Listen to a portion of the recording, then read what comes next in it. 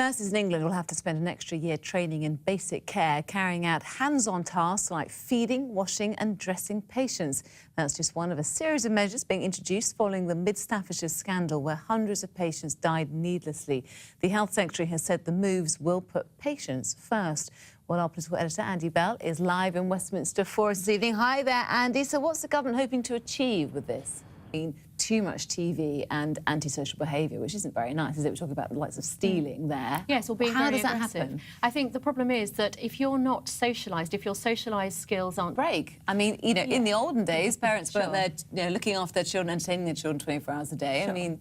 And that's a really important thing, right, and it fits with the kind of modern lifestyle. I think the thing's... Isn't it? But practicality, people chucking Parenting slippers is at the TV right now, won't there? Because there's no such thing as a good night's sleep. Parenting is a hard thing to do without having too many other people saying what you can and can't do. Yeah. But I think just, you know, parents get home from work, the TV goes on, they cook. That's great, doesn't she? Now, is making music these days just for the privilege? Well, that's the argument of the 60s star Sandy Shaw, who's spoken to a group of MPs about her concerns.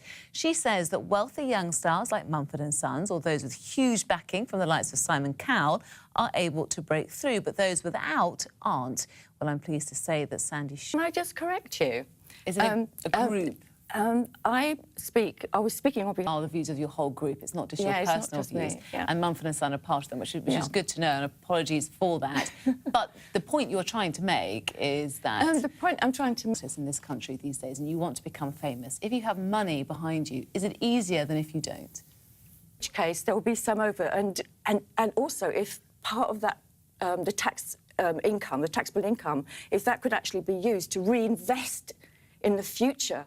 With backing, for example, Mumford & Sons, who you know, they come from a privileged background. Does it help? Does it help them rather than someone who's maybe singing on the streets down the road and written a book on dangerous dogs? It's good to have you on the programme tonight. I mean, a horrendous story, a pack of 4 very powerful and dangerous dogs and a young, vulnerable teenage girl. She never stood a chance, really, did she? Why would someone want to have 4 dogs like that in one house? Why would someone want to own pets like that?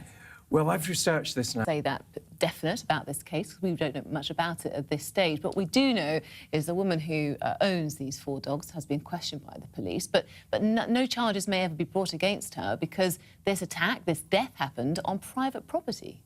Well, we're talking about dogs that may be banned under the Dangerous Dogs Act, but we're also talking about large Mastiff dogs, bull breed dogs. You can have a chat afterwards and you I'll can find put those each other glasses. right. There you go. Thanks so much for joining us. Thank you. Now, a bus driver in China has had a miraculous escape after a lamppost smashed straight through his windscreen. Incredibly, the driver survived and even managed to steer his passengers to safety. The astonishing moment was caught on the bus's CCTV, as Louise Hanna explains.